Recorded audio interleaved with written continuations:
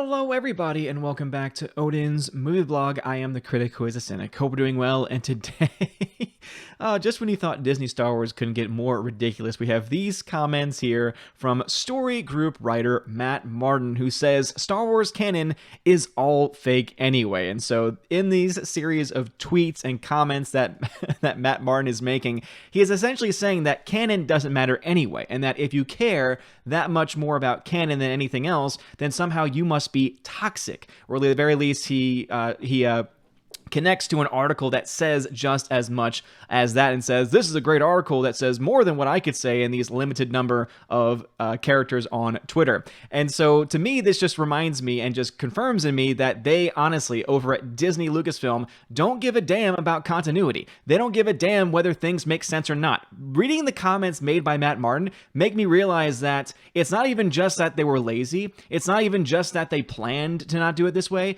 It's just that they honestly don't care. It's to the point where, could you argue that they actively tried to make things confusing? You could argue that. Could you also argue that they were lazy and decided just to not care in the first place? Absolutely, because no matter what way you spin it, they just have no care in their minds of whether their stories make sense. They are willing to change things on a dime as long as it fits their narrative and as long as it fits their PR campaign, and they don't care about telling good stories because guess what, Matt Martin? In order for a story to be good, there has to be continuity. In order for a universe to make sense, there has to be sensible conclusions. There has to be consistency in that story. And if you just go ahead and say, oh, canon doesn't matter anyway, we can do whatever the hell we want, then guess what? You are admitting that your story is not very good, if that is the point that you're trying to make. Let's dive into this article, very well put together by John F. Trent over at Bounding Into Comics. Another shout out to them. They always do great work over there. Star Wars Story Group member Matt Martin recently declared that fans can pick and choose what is canon in Star Wars because it's all fake anyway. Well, let's just start off and stop right there. Because let's be honest, if you're a member of the fandom menace, if you're someone like me who's just so sick and tired of Disney Star Wars, you've probably already done this to an extent where we just say, you know what, okay, fine, Matt Martin, you gonna give us that? Well, then Disney Star Wars in its entirety is not canon because the stories have sucked so far and have been blatantly not connected and have not made any sense whatsoever when you look at it in its entire context. So you know what, I'll take that one, man. I will take that one, Matt Martin, but it does not work for you very well because you are admitting that you have no continuity. You are admitting that, yeah, we have a lot of errors in our storytelling, but hey, it doesn't matter. Well, then if it doesn't matter, then why the hell are you even writing stories for Star Wars? Why in the hell are you in a story group whose main purpose is to make sure that canon is maintained, whose main purpose is to make sure that consistency is maintained, if it just doesn't matter in the end? Dear Lord, these people are complete idiots. As reported by Disney, Star Wars is dumb. Shout out to Ichibaka. Martin's most recent comments came after a fan asked him to clarify his previous comments. So let's dive into some of these comments by Matt Martin. He says this, I'm of the mind that you can consider anything you want canon if it makes you happy. For the most part, it still works, but there are some contradictions with other storytelling if you really care. Well, then it, by its nature, does not work. If you say, hey, you can accept it for as what, whatever makes you happy, you can accept, but hey, there's going to be some contradictions, then no, you can't just accept whatever you want. If you accept certain things that contradict other parts of the story, guess what? It doesn't work. Now, if you're talking about people have their own personal headcanon because they don't count really bad stories, like, for example, Disney Star Wars, well, that's an entirely different thing. Headcanon is your own personal view of the Star Wars universe where you, yourself, in your own head, pick and choose what stories that you want to accept as being a part of the official universe. He's talking here about official canon, which does not work in this way because if official canon can be whatever the hell it is you want, then it's not canon in the first place. You imbecile. He goes on and says, yes, everyone should read this. It's a much more articulate way of discussing something I've often tried to crunch down into 280 characters. It's also why I choose to not answer or give frustratingly vague answers to many questions thrown my way on Twitter. And here it's an article from IO9 saying, our fascination with canon is killing the way we value stories. Wait, so wanting stories to make sense, wanting stories to be consistent is a bad thing? Sounds like people in Hollywood, and it sounds like people in these story groups and these places like IO9 want to try and justify bad storytelling for their own benefit. They're trying to say, oh, if you care that much about consistency, well, then you're toxic. And that's exactly what they say. In the article, James Whitbrook says, this craving for canon above all else is it's a toxic attitude. Not just the way we talk about pieces of media from a critical perspective, but in fan circles as well. Okay, so wanting things to be consistent, wanting stories to make sense, that's somehow toxic. And I love how he tries to say, but above all else. Well, guess what? When you have a story, it should first make sense. Before we go into characters, before we go into, little nitty-gritty things that we have issues with, if the story does not work, if the story is not consistent, if there is not a general canon of rules to follow, then you don't have a good story. Dear Lord, these people are imbeciles.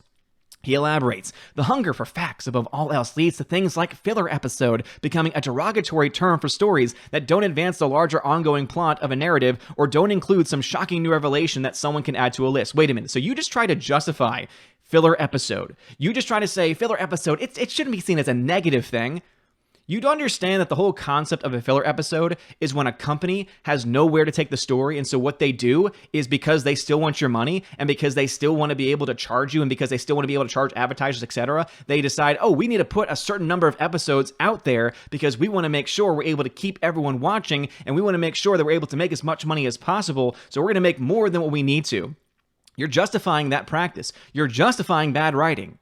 Dear Lord, IO9 writer and Matt Martin, y'all are imbeciles. He goes on, the need robs discussions about the stories we get of nuance and interpretation, those buzzwords, because who cares what you think happened when there's an answer from the Word of God to that question you might have had? And more sincerely, beyond that, it shapes our discourse. It's a craving that further enmeshes our love of a world, not to the world itself, but to the masters behind the world. Yeah, here's the thing. Why should we have any care for the masters behind the world when those masters do not care about good storytelling? Why should we care about what they think or what they say or their vision or their artistic integrity when they don't care about making a story that makes sense? They don't care enough to make sure, hey, you know what? First rule of writing, I should probably make sure that my stories make sense and that they're consistent with each other. Because if I make one episode say one thing, the second episode say another, guess what? That's just lost the audience. Because an audience does not want something that is completely inconsistent. They want things that make sense. No one watches a story by itself because it doesn't make sense. As soon as a story stops making sense, people stop watching. You imbeciles. In discussing the article, Martin declared, canon should be an added bonus, but not the end-all, be-all of a story. The EU is no less good now than it was before due to the fact that it's no longer canon. That didn't change the stories. Well, yeah, you need good writing, but guess what? In good writing, you need consistency. So if you're talking about the EU, where it was never officially a part of the canon anyway, let's just be honest about that. George Lucas never really said, oh yeah, all this stuff is canon, specifically in the way that we think of canon. When we look into it instead and we think about it more logically, we realize, wait a minute, but in the universes that those specific writers were building, did it make sense? If one writer wrote 3 novels, was it consistent? Do they contradict themselves in that writing? Because if they do, that is bad writing. That means that they are violating the canon that they have established. Oh my goodness gracious, these people. So frustrating. Matt Martin says, I personally don't really see the point of recanonizing things. If that version doesn't contradict anything, pretty sure it's clear, then anyone who likes it can consider it a part of the Star Wars story, but it leaves open the opportunity to retell it in the future. Fans generally put too much emphasis on what the company deems official. If you like the animated version, I do, then there's no reason to value it less just because it's not canon, you know? Well, here's the thing. No one's saying that you can't enjoy stories, right? Even though many of us will admit, hey, yeah, some of the EU stories don't make sense within the timeline that was established by George Lucas. Okay.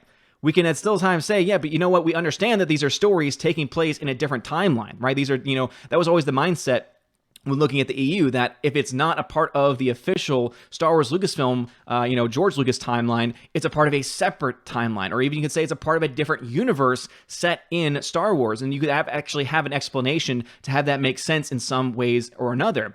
But the problem with Matt Martin is he's trying to say that if anything is official, and that's where you're trying to put your motivation, well, again, if you are going to tell me one story is canon and one story is not canon, and then you're going to tell me that the things that are canon, but then that canon doesn't make any damn sense, well then guess what? You've got a big problem on your hands. Let's go ahead and read a couple more of these idiotic comments made by Matt Martin. I think the point that I was making was that what is and isn't canon informs how future stories may be told, but it doesn't need to dictate how individual fans enjoy their personal Star Wars story. Okay. Now you're starting to make a little bit of sense. Yes, it should not dictate whether you enjoy an EU story or a canon story. I do agree with you there. However, that's not what you said in the previous comment, so stop trying to rewrite your own history. So in the example earlier, the person was asking about recanonizing a past story since that specific story hasn't been explored in the new canon. And I said if they like that story, there's no reason they can't accept it as real in their version of Star Wars. But if there was an opportunity to tell the story now, that new creator would not be beholden to that old version of the story. Well, again, if it's canon, you can't just change the timeline. And then you're trying to basically double dip here by saying, wait a minute here, if you enjoy it and you accept it, it can be a part of your own canon, even if it's not a part of the official Star Wars canon. And guess what? If another writer down the line decides to take that story and rechange it, and then it becomes a part of the official canon, they have the ability to do so. Okay, you can't have it both ways, Matthew Martin. It does not work in that way. All right, these last two comments are looking at the last I talk about. It says here, to summarize, there is a reason that we need to internally know what is and isn't canon so we can keep our line of official storytelling as aligned as possible, but that doesn't mean fans can't individually pick and choose what they want to accept as true. That doesn't make any sense. He goes on, it's all fake anyway, so you can choose to accept whatever you want as a part of the story. It's all fake anyway, so who cares? And this is the reason why Disney Lucasfilm Star Wars has been such trash. This is the reason why their stories don't make any sense, because you have people like Matt Martin behind the scenes saying, it doesn't matter anyway, so let's just make it up as we go along. We'll say this is canon, this isn't canon. Who cares if it makes sense? Who cares if what we said is canon makes sense or not, or is logical or consistent? It doesn't matter. That's the end point of Disney Lucasfilm here. It doesn't matter to them, and that should tell us all that we need to about the past, present, and future of Disney Lucasfilm Star Wars. What are your thoughts about this? Do you think that Matt Martin is fair here? Do you think that he is being honest here? I think he is, because looking at the stories we've been getting, it sure makes a lot more sense. But let me know your thoughts about this and anything I talked about in the comment section below. If you like this video, smash that like button, hit that subscribe. It helps out a lot. You're all amazing and beautiful people. Have a wonderful day, and as always, God bless. And now a huge shout out to my May Patreon and Subscribe Star members: Albertus Magnus, Animation Commentator Brian P, Dion, Divex, Enrique Evangelista, Father Christopher Miller, hail to you, Father, Frank the Tank and the Shawhan Weeder Dog Clan, Harold Francis, the Hunker Chunker Funker Monkey, Inflame Wood, It's a Trap Productions, Jason Clark, Jeffrey Toon, Kenneth Camiel, Lady T, Laura Story, Mad Mitch Dunaway, Mike Jackson, Mr. Peabody and his evil twin with the beautiful hair, Orange Hat Reviews, Outpost Dyer, Out of Step with Reality, Riff Magos, Rosetta Allen, Steve Glasker, Teresa Martin, Theodore Bendon, Tina Bojan, The DJD Show, and Tina B. Thank you all for being my Patreon members, and a shout out to my Subscribe Star peeps: John B, Perpetual Punster, Robert Revo, Mr. Roy, Glinzer, G2 Cool 99, Darkstar 57, J. Alex McCarthy Jr., US 888209 Fast, Dean Heiss, Harold Francis, J. Rod the Beer Guru, Nebadon G. Adams, and ZK Man. And a special shout out to David Bobrizik and Edgardo Martinez. I'm going to leave that pause there just in case anyone decides to join for the month of May, because you can indeed join on Patreon or Subscribe Star at any time this month to be eligible for any of the perks. They include access to an exclusive podcast that I do with John, the Flick Pick of John Flickinger's fame, so make sure you go ahead and check that out at the $10 and up level. Also, if you Subscribe Star or Patreon at $5 or up, you have access to exclusive giveaways of 4K movies, digital films, and a bunch of other stuff in between as well. And if anything, you could at least give just anything that you really want to help support the channel, and it would really help me out a lot. It keeps the lights on, makes me able to continue to do this kind of stuff. So anything you possibly give, check out some more information in the description of the Patreon, Subscribe Star, and of course YouTube membership links as well. You guys are all amazing and beautiful people. Have a wonderful day, and as always, God bless.